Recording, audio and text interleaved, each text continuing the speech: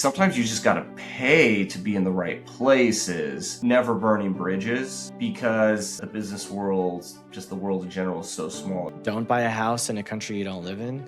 Nobody should ever put themselves in a situation where they're going to lose everything all at once. One thing that I learned that I got stuck in my business when we Networking. Do you love it or do you hate it, and why?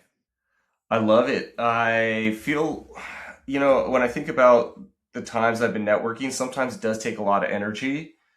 You got to get out of I've had to get out of my comfort zone. Like I fly to Miami, I'm flying to Texas, I'm flying to different events where I know some powerful people might be in the room, or a prospect or someone I can learn from. Sometimes it's not as hard, but sometimes it's after hours. It's, it's always an effort, I feel like, but at the end, it's a really worthwhile effort because, without the network, you really can't build a business. That's what I found. Is there one specific person or two people that you've networked with that have really made your business possible?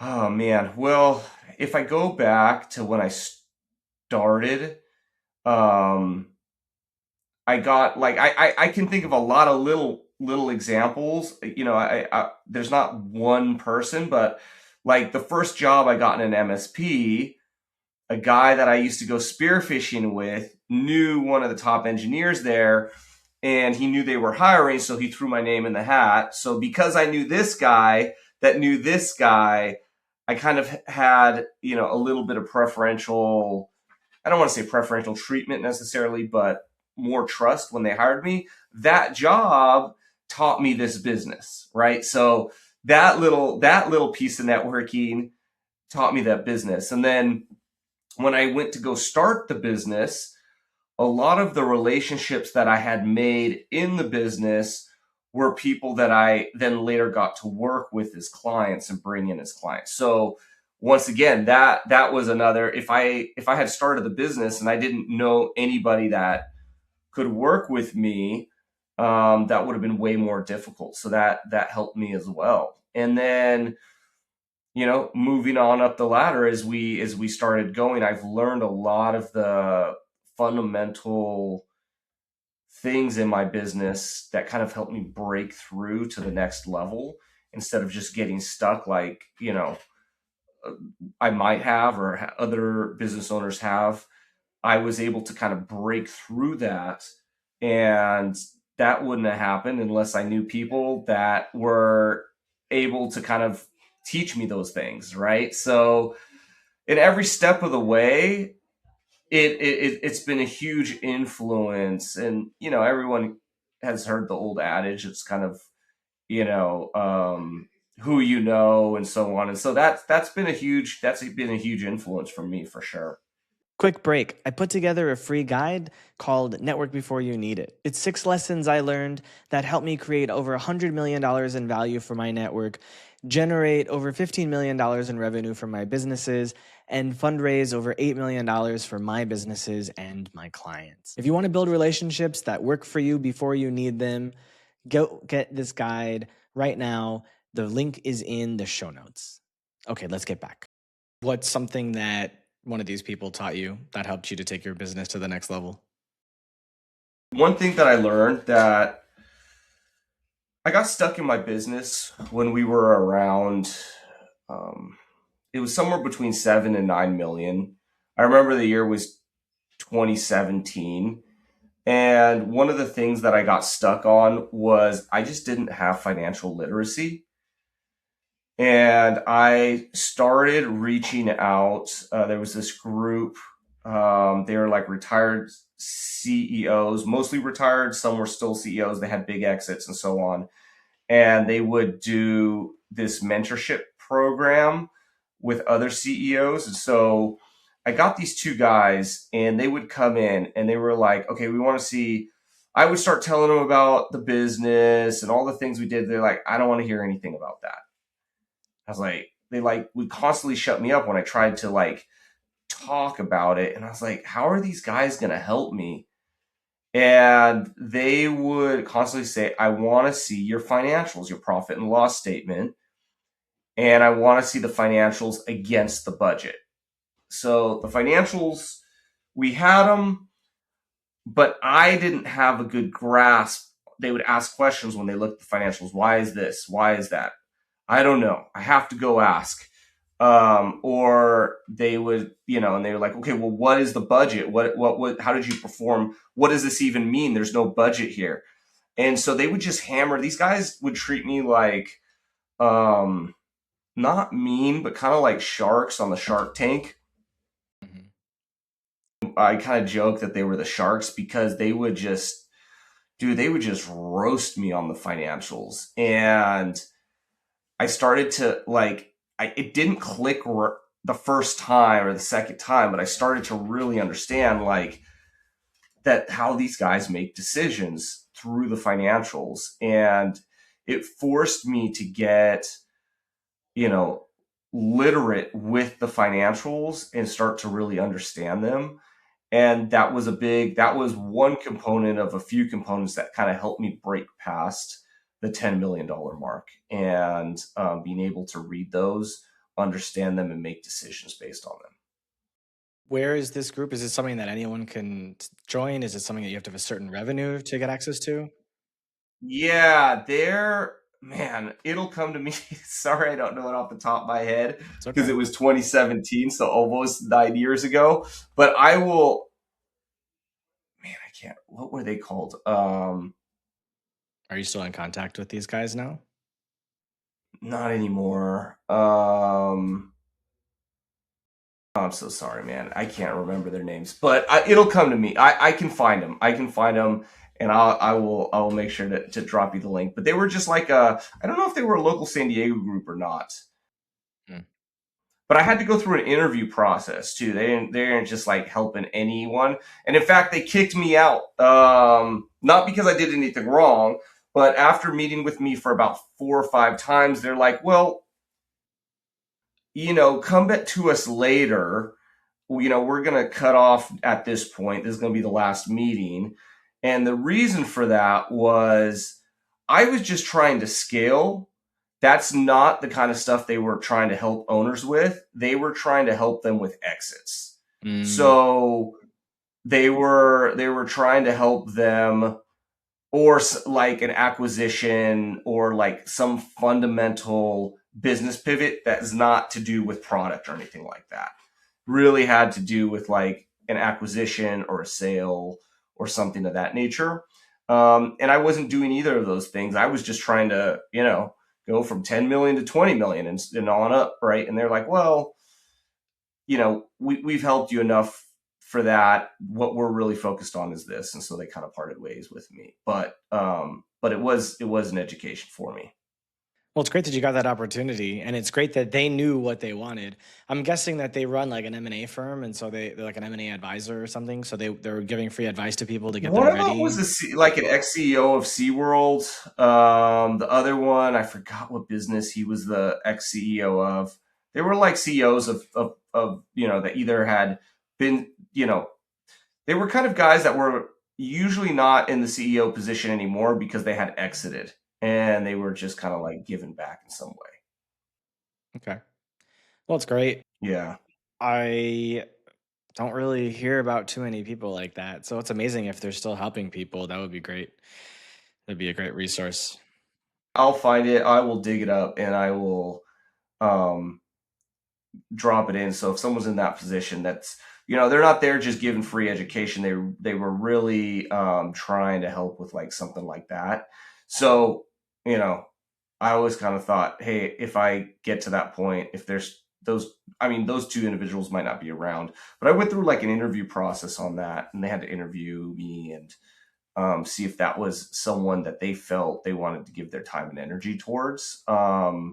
Because obviously they're getting hit up by a lot of CEOs like, come help me. If I could have a CEO of a big multi-billion dollar firm come to me to help me, that's a great value. And I didn't pay for it either, so that was pretty interesting. But a lot of other mentorship I have had to pay for, or networking events, and I used to go regularly to the 10x Growth Con, which was a Grant Cardone event. And the first time I went, I paid just like the regular seat tickets. And then as I started going, annually, I started paying more and more than I was like just paying for diamond tickets. Diamond tickets were like $10,000. And it's not like you really get the only thing the $10,000, in my opinion, is getting you next to other people that paid $10,000. So that was the value of the ticket, in my opinion. So I think that's a lesson I learned. Is sometimes you just got to pay to be in the right places, to put yourself in the proximity of the right people that you want to meet. Did you meet people from those events that went on to be something more than just a person you sat next to, or? Yes, I did. I have a couple of them are clients. I so some turned into clients, others turned into friends, others turned. I've invested with a couple of them. Some have even turned into mentors for me. So I have like two guys that I reach out to for advice that I've met at those events, and that advice has been well worth the price spent. So, and I've also, yeah, I've invested with with at least three of them, and so that's where I've put invested in like real estate deals, things of that nature. Um, I also, I've met people at other events where I haven't spent as much, but sometimes when you go to the event where people are spending money to be there, they're serious people and they have the resources to spend that in a lot of cases, and so you might have a better shot at meeting the person you want. But I would always go with the mindset, like if I was going to one of those events, I was like, I am here to take away minimum of two pieces of information that I can apply into my business, and two relationships that will impact me positively. And so I'm not going like with, expecting to meet 100 people. But that allows me to focus and not feel overwhelmed, and put my energy into the right place, because I'm intentional about who I'm trying to meet and why I'm trying to meet why I'm trying to meet them. Sometimes I'm like, oh, I'll give you an example. I'm doing a real estate deal in Texas, and at the last event, it was a real estate summit. I was like, I want to meet someone that can help me underwrite deals, that have underwritten deals before. And I was very intentional about that. And so I met that guy. And, I was in the right place with the right intention. And I believe luck is when opportunity meets preparation. Yeah, I like that you said the word intentional because it's one of the things that I talk about, which is that when people are networking and they're not really informed about what their own goals are, which a lot of people are not, they go and they don't have a goal, so they get nothing done and they feel it was a wasted evening and then they don't want to do it again. But if they go through the hard work of understanding themselves, so then they know after that what their goals are, then they can go to a networking event and be intentional about who they want to meet. Obviously there's more things involved in that, like actually wanting to understand people and be curious about them and ask questions and be interesting, and so that these people want to know you back and want to help you. But yeah, I think if you didn't have those goals, if you didn't have those intentions, you probably wouldn't even be where you are in business in general. So I'm sure you're a pretty curious person. And you have to be a person that is interesting yourself. You have to be able, willing to show value and to others. So when people ask me for advice or they come to me, I'm very ready and willing to help, because I want people to do the same for me when I meet the person that's more successful than me in a certain area. So I'm going there as well, and I treat everybody that I meet as somebody important, and sometimes it's just them learning from me, but I still treat them that respect and that importance. And you never know when that might turn, come back around and you know and benefit you in some way. I see the world is really small, so it's another thing. I mean, it's not directly tied to networking, but never burning bridges. Because the business world, just the world in general, is so small, and I've seen so many scenarios where someone's burned a bridge, and then years later, that individuals they burned the bridge with now are in a position of power in some way, and it's gonna hurt them. So the same thing goes in the positive. So you help people, you treat them well, um, and you know, yeah, a lot of people take it for granted or might forget it, but it comes back eventually. I try really hard not to burn bridges. I've definitely done it in the past. I try to be a very even, like smooth kind of emotion. Uh, how do I say this? I try really hard to not let my emotions control my decisions, and I try to be like a very uh, consistent person.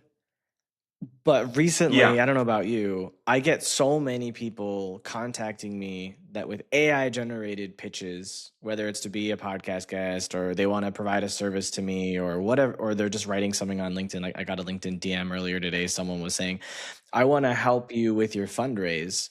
I think your business is cool. And I'm like, did you not even check my profile? What makes you think I'm doing a fundraise?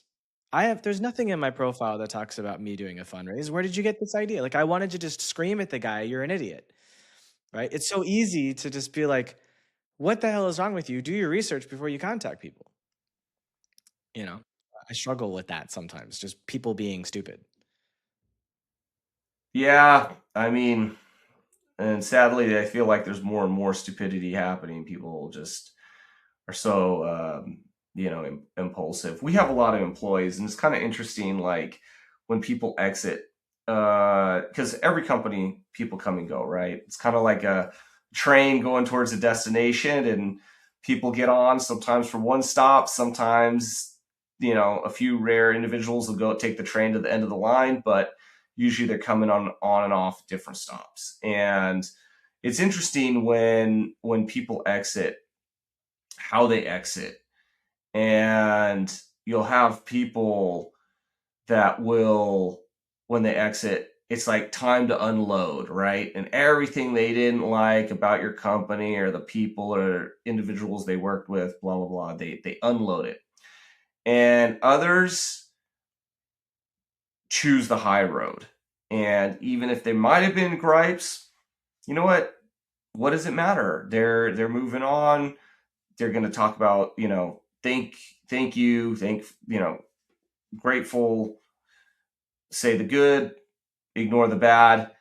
And that's really the way to do it, because I've seen scenarios where people that have unloaded then later are in a position where the person they unloaded on now is suddenly their boss or an influencer at a company that they've either applied for a job or maybe an acquisition happened and that person is now there. I have reversed roles. What I had two bosses. One of them actually became my employee.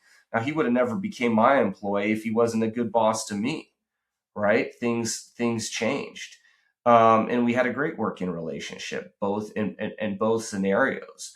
So it shows, like, when you treat people right, um, a lot of great things can happen in working relationships, and that's the way to do it, right? So if I had unloaded on that guy everything that I thought was wrong when I left, he would have never sought me out and wouldn't have got some of the clients we got together and all those kind of things. So it's just interesting. I've also seen where people have left a company, then there's been an acquisition, and maybe someone that they were the manager of is now the like manager of the acquiring company, and they're kind of in this position. Their job depends on this person, and it's just like all kinds of. It's just interesting how life rolls out. And those same principles can be applied in networking as well, and who you're meeting, how you're treating them. Um, you never know where a referral might come from or a relationship. So it's a great endeavor, and a lot of what's interesting too. A lot of billionaires, millionaires that have lost it all, they rebuild it really fast. And you're like, man, how did they do that? Well, obviously there's knowledge, but I think even bigger than the knowledge is the relationships. So they have a network, they have relationships, they can re-leverage those and grow really fast. So that's something I always keep in mind, because I'm like, if I had to start all over, who would my first call be? Who would I call? Who would I have conversations with? And I think that's an important thing to reflect on. Hopefully you never have to be there, because hopefully you're doing what you need to do to protect the assets that you have been building and investing in. So like, I was having this conversation with a friend recently. He's got a business that's doing nearly 10 million ARR, doesn't have any investors. They've been doing it for like 14 years. And Nice. for the last few years, he's been taking money that he like pays himself his salary, and he'll go and buy a multi-unit, you know, property, and he'll rent it out. And then he like bought a hardware store, and then he bought a lumber yard. And so he's like buying up space and land and assets and businesses in this small town in Alaska that he lives in. And That's really cool. yeah, so he's monopolizing is probably not the right word. He's trying to add value to the community that he calls home, that he's raising his family in. And he had said to me, like, you know, what should I be doing right now? The markets are weird. Like, what do you think I should be doing? I'm like, look, I'm not a financial advisor. I don't have a license for that. If I took one more test, I would be actually, but I decided not to do it. Um, I did 2 of the 3 tests. Nice. And I learned a ton about the different products that exist in the market as a result of it. So it's fascinating education. Just didn't want to be a licensed advisor. Anyways, so I was like, look, like you have a bunch of assets that generated income. If something terribly bad happens in the world, it's unlikely that every income generating asset you have like 5 or 6 income generating assets. It's unlikely that these are all going to go to shit all at the same time. But you probably don't have any cash because you keep buying stuff. So you might want to build up a bunch of cash just to be safe. Build up a year's worth of cash, like his wife has a job as well.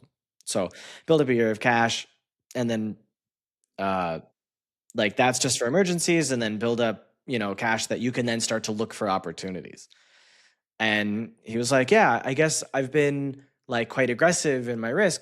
And I'm like, the focus for me personally is getting into income dividend, because I tried angel investing and a lot of them failed. I've tried investing in my own startup. I shut that company down. So the thing that most people need to feel safe is income. So if you know what your income is, kind of like you were talking about with this guy saying, hey, understand your numbers. I tell people, if you know how much your expenses are, your wants and your needs, right? Because your needs are going to be far less than your wants.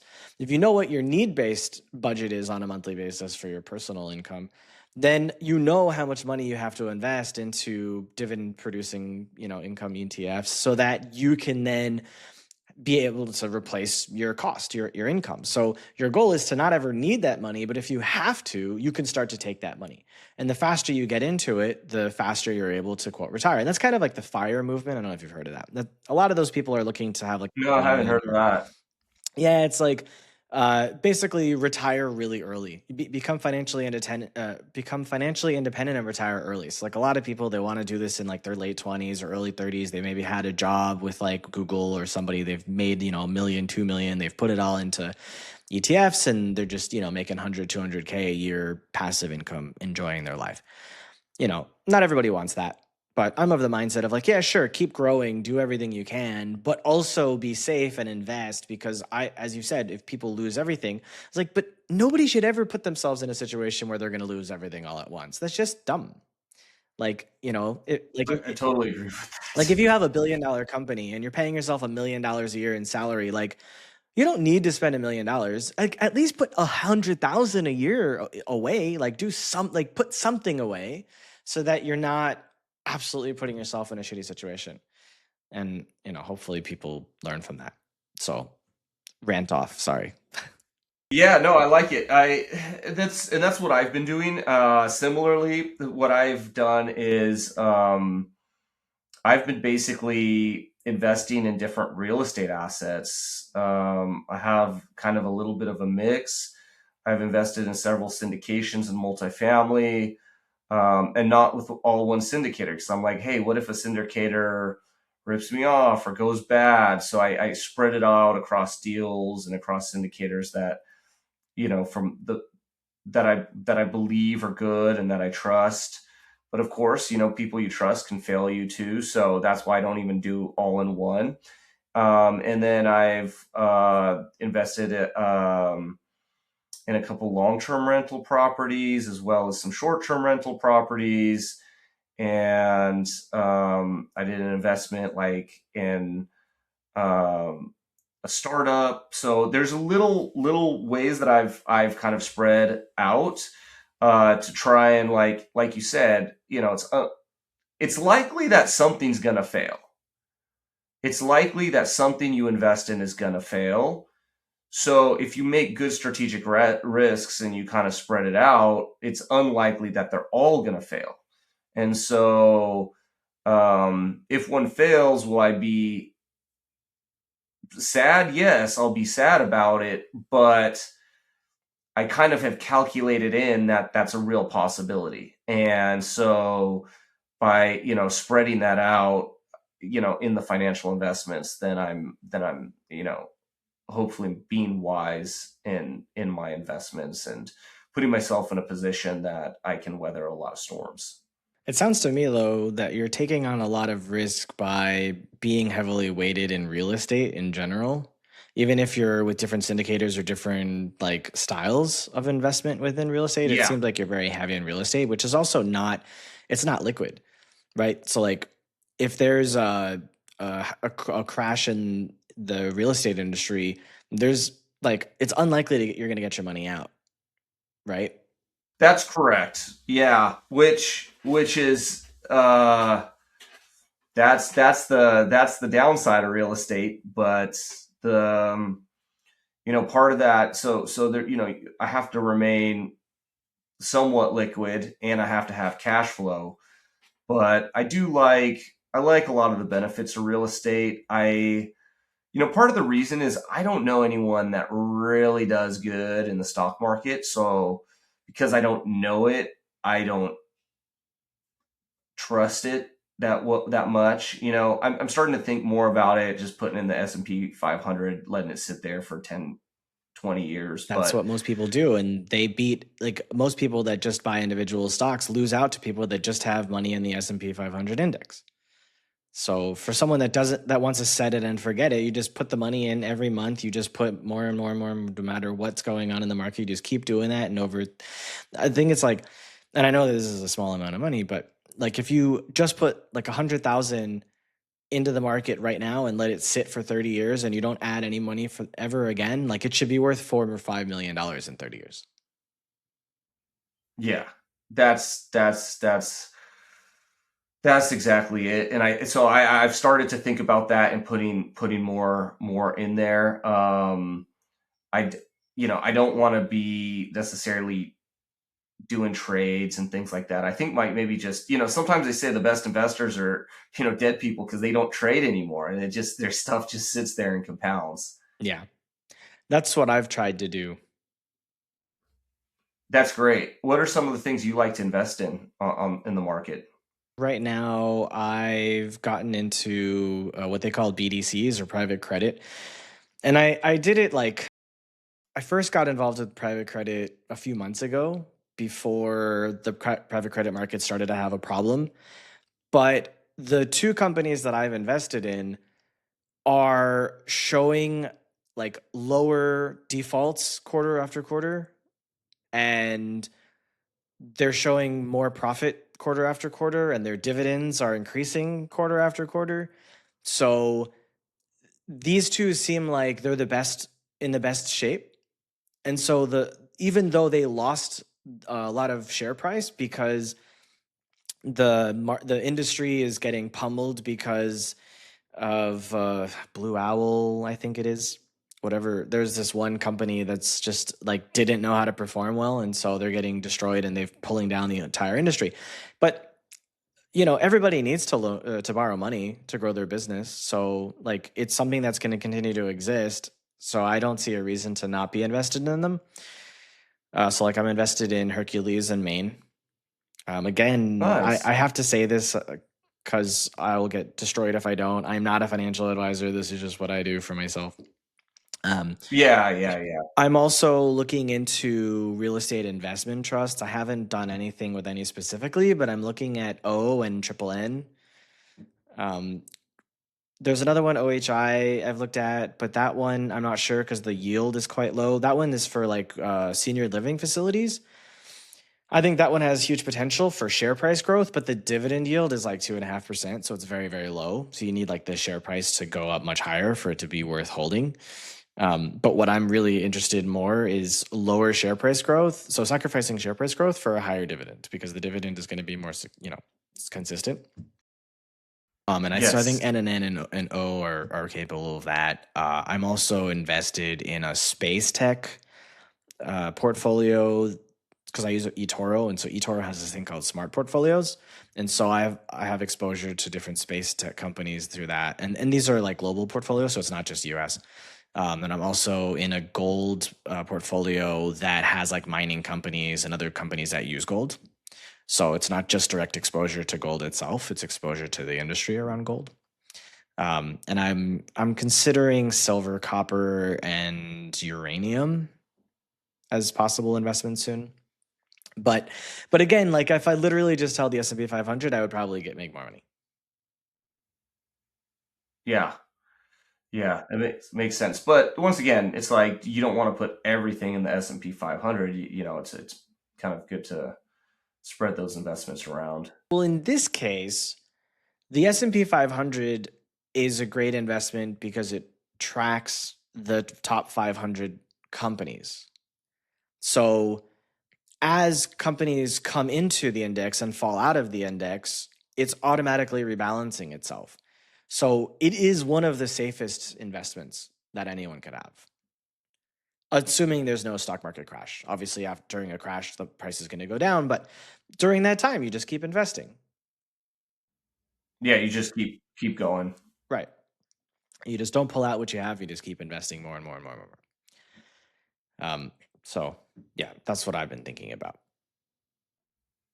I like it. Well, I like even though it's not advice, I like hearing what other people are doing, and then I think about what I should be doing, and I can kind of mimic that. And that's kind of how I got into the real estate deal. Honestly, one of the things that I liked about real estate is with the depreciation,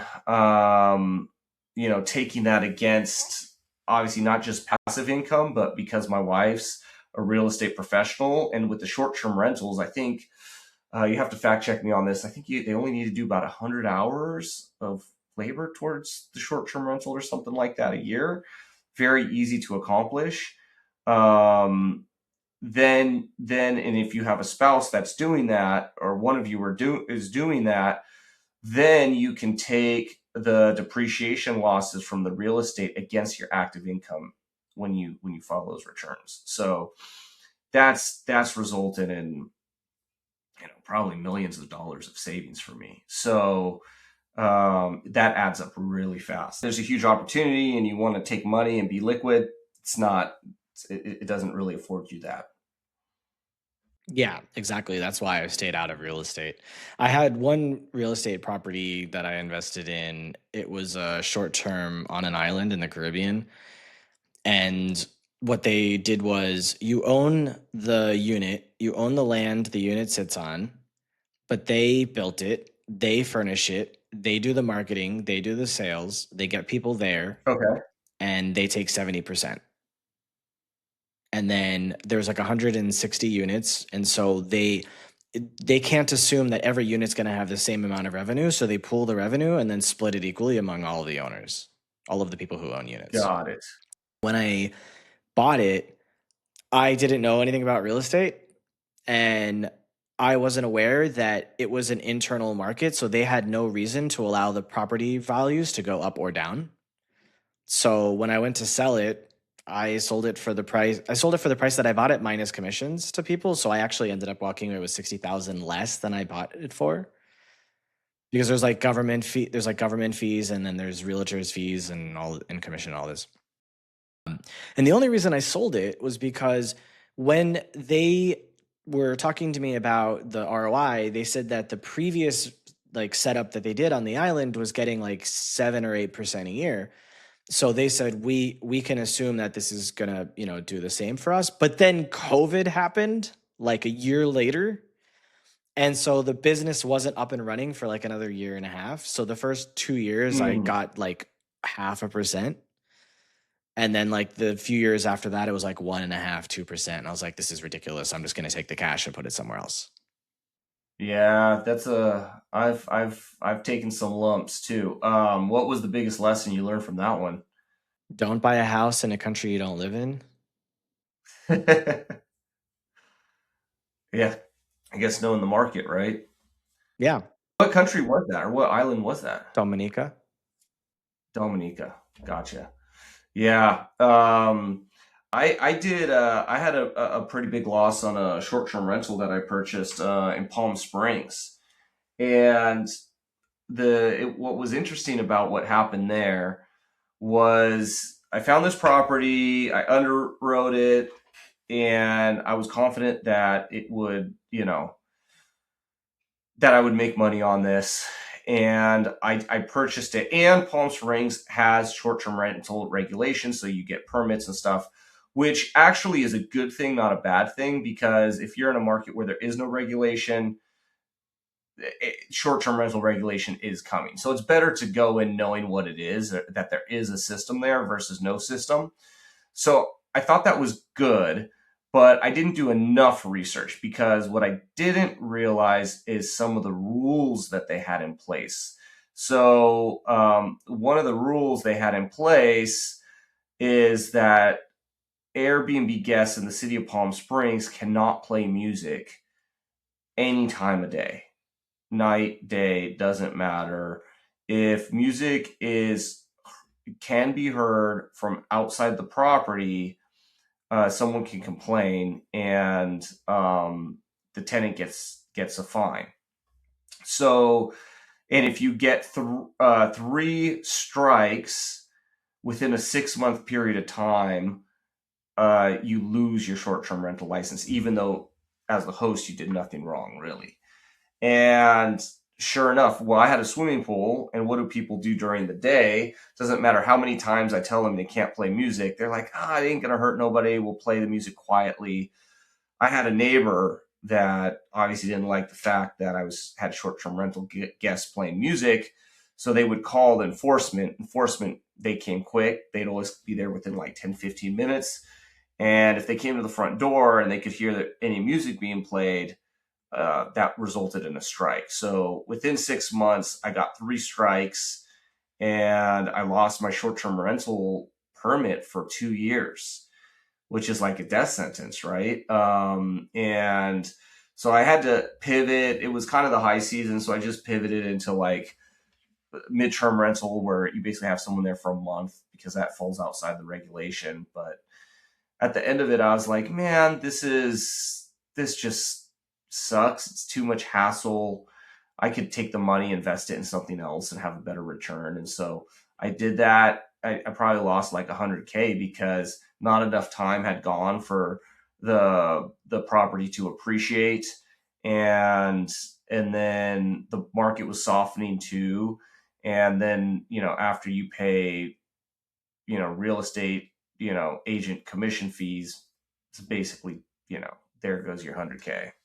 So that was a lesson for me as well. What do you think is the most important thing you've learned in your life so far? So I have a deep relationship. I believe, I believe in God, and I know a lot of people don't, but I certainly believe in Him, and complying my life around a higher purpose and higher principles has allowed me to be successful. I think when you have a society uh, that doesn't believe in God, then who is the one to set moral boundaries and principles? And it just goes off of what people feel, and people have a wide variety of feelings towards what they feel, and so it's kind of a slippery slope. I see that societies as a whole usually will kind of end in their destruction when they no longer believe in God. And so that's just I don't want to get religious, but I definitely think that's a bit. And those principles have served me well both in my personal life and my business life, and they're basic principles. But that's kind of, I would say, of everything, that's the number one. Thanks for watching. If you liked this insight, I've handpicked another video for you right here on the screen. For more actionable strategies that get you real results, hit subscribe.